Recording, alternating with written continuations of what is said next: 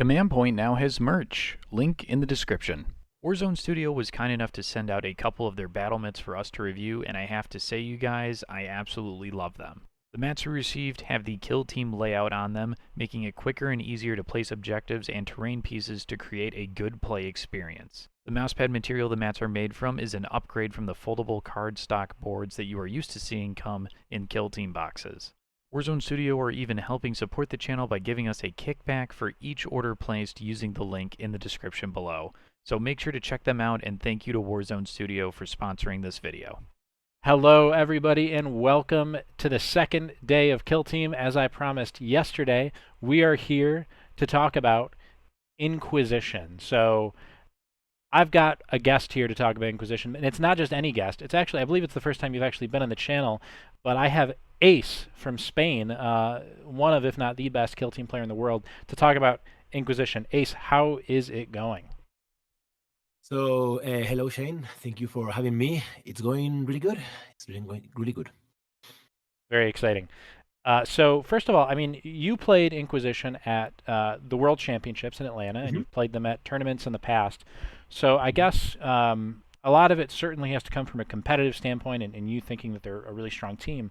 But outside of that, I mean, can you just describe the play style that Inquisition has for somebody that's jumping into the faction or maybe interested in jumping into the faction right now? Like, what should they expect? So yeah, you can expect a horde of a bunch of models out there, like 13. You have a lot of activations. You are very fragile, like really, really fragile. Even your navy, because you are going to play with some with the Inquisitional models and with navy, and even navy with 7 goons are going to die so fast. But you can do so much. You are versatile because you can adapt to your opponent, and of course you are going to have most of the time the last activation, which is really huge in this game. So yeah, you can expect having a bunch of heroes and die quite fast too. Yeah. Okay, so they're pretty much a horde straight up. I mean, Yep. they do have like 12 to 13 guys depending on the setup, I think. So, Mm. Okay, one of my favorite questions to ask, and I asked this one last year to everybody, and I'm really I think when I was asking it last year, I didn't really know how important it was to me at the time. But a lot of players, when they're coming into a new faction, especially, really struggle with approaching Turning Point 1. And obviously, this can differ depending on the mission and the opponent.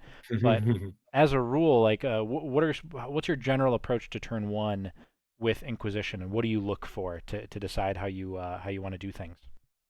So I think the best word to describe Inquisition Turning Point 1 is they are flexible. You can play, if you play on A or B, you can steal a point with the servo school. It's a free mission action with one of your guys. You can do a lot of stuff with the banner, with the mystic. You can steal a point on B or on C missions. And you can steal another point with your comms. And of course, you can go super aggressive with the. For me, Inquisition right now plays most of the time with navy, so you can go aggressive with the grenadier and the comms, and you can go aggressive too with the pistolier, which is probably your best model. The plasma pistol is an amazing weapon. And if you play, there is a one ploy on the Inquisitorial agents that allows you to shot somebody on 4 inches instead of 2 inches, and so you can go super aggressive with that ploy too. So it flex between stealing points from your enemy or punish him if they go super aggro onto the objectives markers. So you can do both, and that's really really amazing.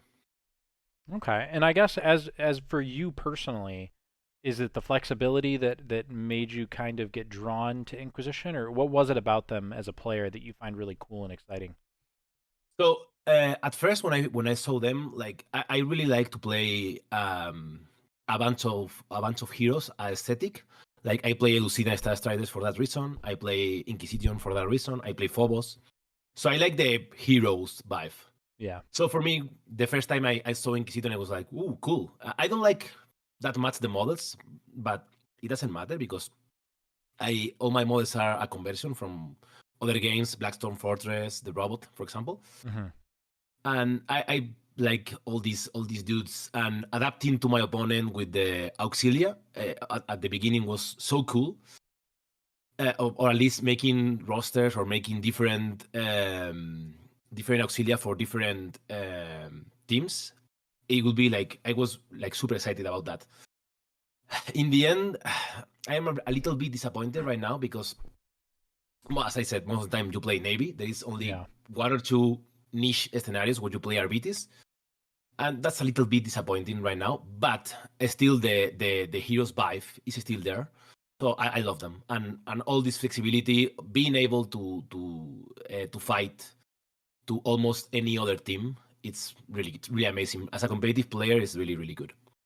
Yeah, for sure. I mean, they definitely have a massive toolbox, and that shows in a lot of ways. So I wanted to ask you. So this is always a fun one. So what can you describe? I guess what comes to mind if I ask you?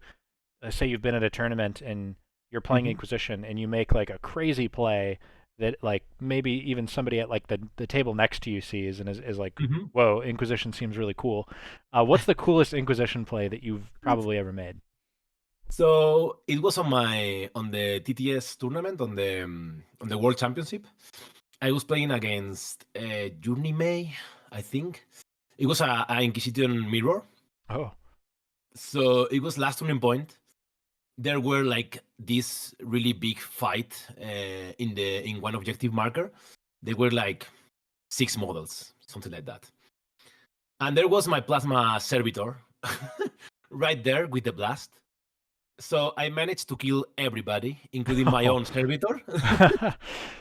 It was like this is the end of the game. It was so amazing that everybody just explodes in the middle of the table, and it was really cool to see. Yeah, and I mean with a blast weapon with hot, yes, you get a big enough shot and you're gonna die too. It's almost inevitable. Yep. Really cool. That's funny. I wish I could have seen that myself. So I guess let's go over a little bit matchups, because I think that, I mean, you've mentioned how flexible they are, and how well they can play into almost anything. Do you think what would you say are their worst matchups, I guess, in that case? So for me, one of the worst matchups are the combat factions. Well, Chaos Cult and Commandos right now are like a nightmare for everybody. Yeah.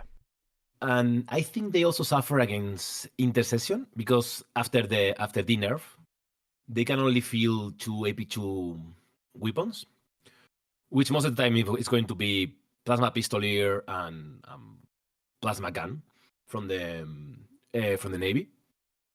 And after that, you are left with the Grenadier and the Servitor, and everybody's hitting on force everywhere. So your weapons are far from being reliable, and they die super fast.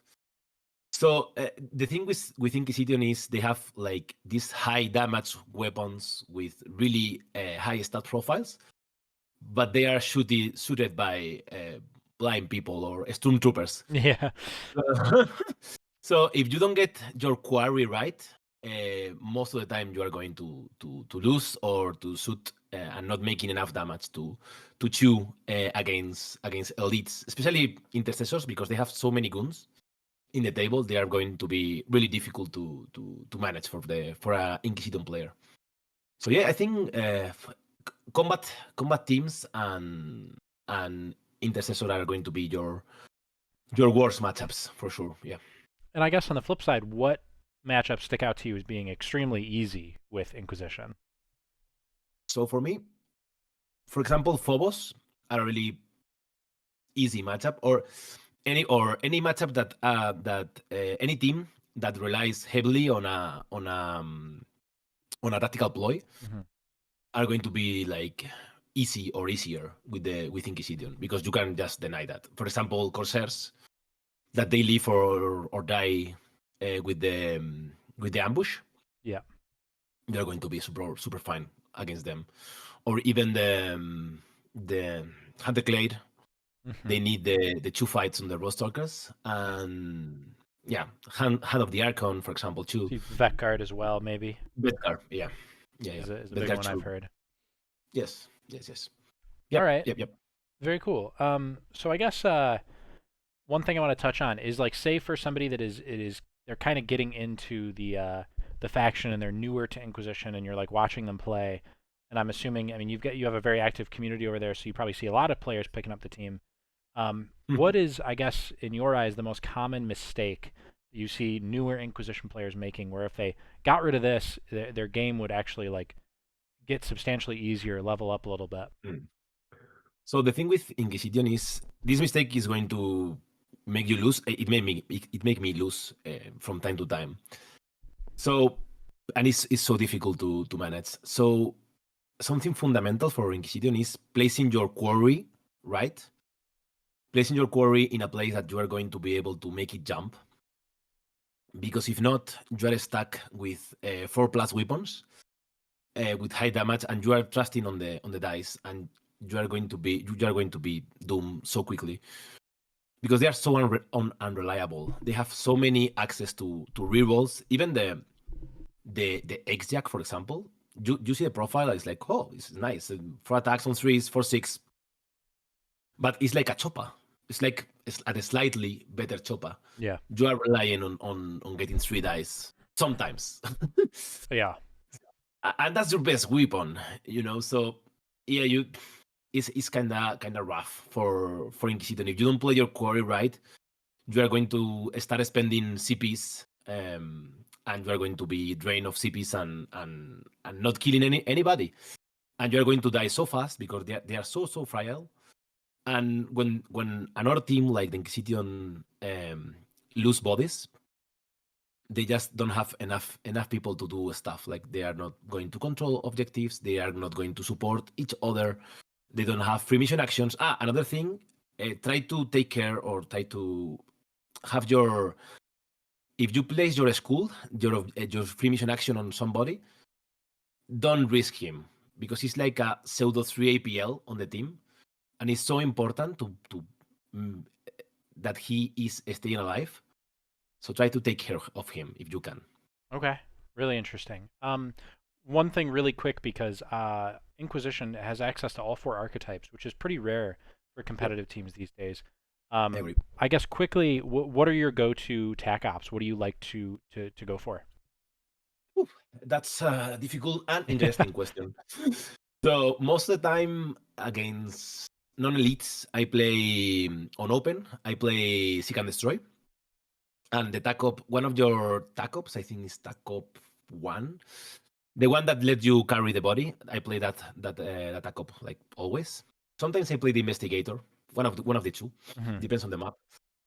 And other than that, I play Seek and Destroy because you can play guards and rob and ransack with pretty. I think I have some success with them. On Into the Dark, I play out of the times Recon with the token recover item and rooms pretty much. And also against elites on open, I start playing security with Seize Ground and Secure Center Line. For elites, it's really difficult to deny center line because you have so many bodies and you have so Yeah. many activations. It's going to be really difficult for them to deny that tag ops. Yeah, that's pretty much Yeah. it. As somebody that's played elites, I've always thought that it's probably great that a lot of my opponents don't take security against me. Yep. All right. People are Well, so scared. Sorry, people are so scared about security these days. Like yeah. all the people, most of the people, no, not most, but a lot of people think they are not so good, and I think with archetypes are still pretty solid. Yeah, for sure. For sure. It's just there's a time and place for everything. Mhm. Um, so, okay, we're winding down to the end. I have one more question. Last year, I asked everybody what their favorite Christmas song was. This year, Mhm. I want to ask you, Ace, what is your favorite Christmas movie, if you have one? Oh yeah. So at home with my family, we always saw. I think the name in English is Home Alone. Yes, The- yes. So that's my favorite movie, and I always every Christmas I saw it. I was last year I saw it with my parents, and this year I think I will watch it with my girlfriend. So yeah. Nice, yeah. I feel like the kid from Home Alone would like Inquisition. He would definitely be an Inquisition player. He's Yeah, setting yeah. traps and Very cool. All right, well, Ace, thank you so much for joining us. We're going to wrap up this now. Thank you to everybody, all the subscribers and everybody watching. Tune in tomorrow for the third day of Christmas for some very, very saucy vet guard tips. So enjoy that. And this is Shane and Ace signing out. Bye-bye.